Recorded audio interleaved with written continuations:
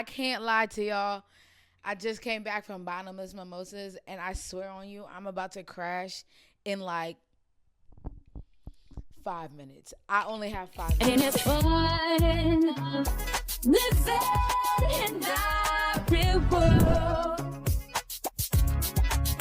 This hurts. It's timely and it's important. And I just want to let y'all know that y'all need to go out and vote. It's Tuesday. It's Tuesday. If you haven't voted already, stop what you're doing. Go to your local poll and you need to go ahead and vote because this is serious. And honestly, if you don't care to vote, unfollow me. Cause y'all crazy. What you doing? You ain't got nothing else better to do but to vote. Practice your civic duty. And you're probably black, young, watching this. Go ahead and exercise your civil duty and vote. Because what? Democracy is on the line. It's on the line. It is. I feel the most liberated when I go in and vote. Like, I feel like that is like top tier, like number one adrenaline rush that I get is when I vote. First off, I came in there with a Delta hat on. I had this HBCU shirt on, and I had some butters. I had some Timbs on. What? I ain't never feel so black in my life voting. Like, I felt like I mattered and that I was meant to be at that polling place. Especially, too, because I went to the walk-good yard, and I felt safe and seen. You know what I'm saying? It was just, like, so liberating. And you know what's funny, yo? As I was voting, I had to double check my stuff because one thing that's not going to happen is my vote going to be rigged. Like how Olivia Pope and them was on that plane trying to get Fitz into office. I checked, double checked, and triple checked my ballot, baby. Because one thing that orange heifer won't do is rig my vote. You know what I'm saying? I hope this ages well. I hope this ages well. On a real note, y'all, please go vote. It's Tuesday. Go out and do what you need to do. Let your voice be heard, especially if you're young and black, bro. Our future is on the line. Our kids' future is on the line. And so please just do what is right and practice your civic duty. We have these freedoms for a reason. We are privileged to have these for a reason. So please go and do what you have to do. For me, it's a given. As a Delta, period, I feel the most like joyful to vote as a Delta because one, our founders fought for this very privilege, and the fact that it's being used to vote for a black woman who graduated from Howard University, where our 22 founders founded Delta Sigma Theta Sorority Incorporated, where they was marching on the women's suffrage movement, where they were getting spat at, cursed at, thrown stuff at the back of the parade. Like, all of this, it makes for a beautiful, beautiful, beautiful, beautiful story. If you're telling me a sister from an HBCU who pledged D9 can run for president of the United States, the sky is literally the limit for me and my black body. Like, come on. Y'all, I met somebody at the bar, and I was like, yo, like, are you voting in this election? Immediate, dude, we need to abolish the justice system and this, that, and the third, and do all of this stuff. I want y'all to know that when y'all say that stuff, it's not cute. Y'all not eating at any points. We already know that the country is effed up. We already know that it's not really in favor of our black bodies. But the least we can do. Why did the battery die? Like I was saying, the least you can do is vote for real. Yeah, I'm gonna leave it at that.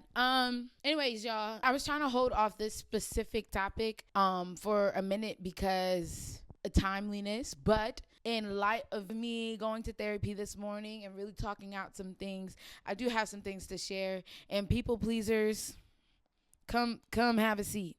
Come have a seat because we're going to talk about it.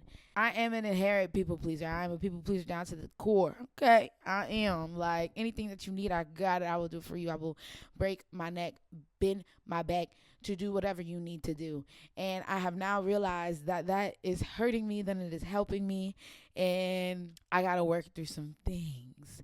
And people pleasing is more than just being like the yes man to somebody. I've also learned that I people please by crafting my words and the way I communicate with people in a way that is protective of them, and I'm not really sharing my full self, which it's so crazy to me that how it has seeped so easily into my thinking, into how my friendships and how I communicate with others. And I've also realized that as an only child too, I never had brothers or sisters to really like vouch for me or take up for me or defend me in a way. So people pleasing was a defense mechanism to keep me safe and to keep me from harm, to keep me from not getting in trouble or whatever it may be. I also am learning that my behaviors that I exhibit are all connected in some way. So like I'm a people pleaser who has an anxious attachment style, who is codependent, who seeks validation to feel good.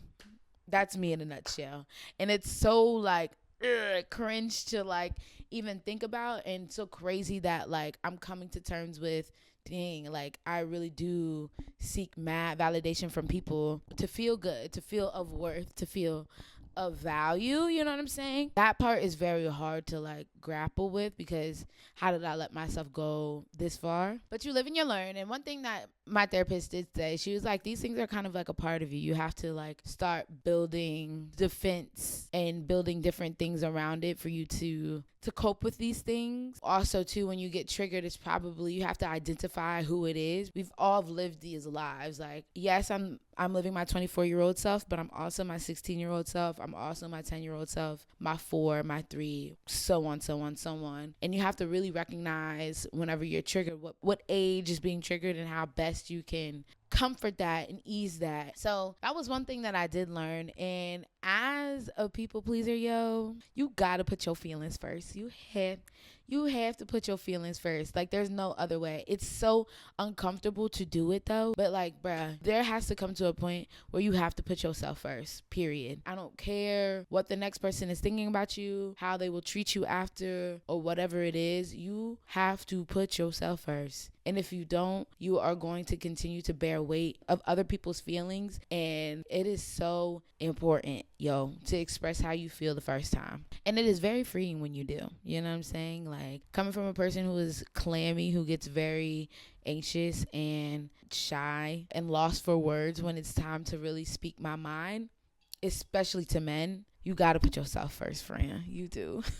I'm very, very hyper aware of my people pleasing and hyper aware of how I communicate with others and how I'm feeling and how I need to express my feelings in the moment. Because I'm also a person who like feels things after it happens. Like, yeah, I might be down with it or just say yes or whatever in the moment, but when I get home, I'm very like, that wasn't right. I needed to have said X, Y, and Z, and it'd be a day late and $1 short. And so I want to communicate how I'm feeling in the moment in a way that is appropriate and mature and respectful.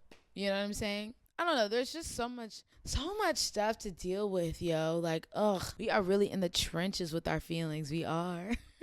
Because it's all a part of adulting, and there's a lot of stuff that comes with it. But if you really want to be the person that you imagined yourself to be, especially when we strive to have children one day and be married one day, like, there's a lot of inner work that you have to do with yourself, a lot of healing that you have to do with yourself in order to become that. And for me, it is people pleasing. I think all of my flaws stems from people pleasing, and I don't want to be that girl anymore who is a bystander or let's go ahead and do it. Like, I don't want to be afraid to push back. I don't want to be afraid to voice my opinion and be heard and go against the grain. You know what I'm saying? And most importantly, it's important for me to know that it's okay. Nobody's gonna hurt me. Nobody is gonna harm me for going against the grain or saying no or saying something opposite of what the trend is. You know what I'm saying? My younger self needs to hear that, because I need to hear like, hey, like, you're safe, you're okay, like, you are grown, and you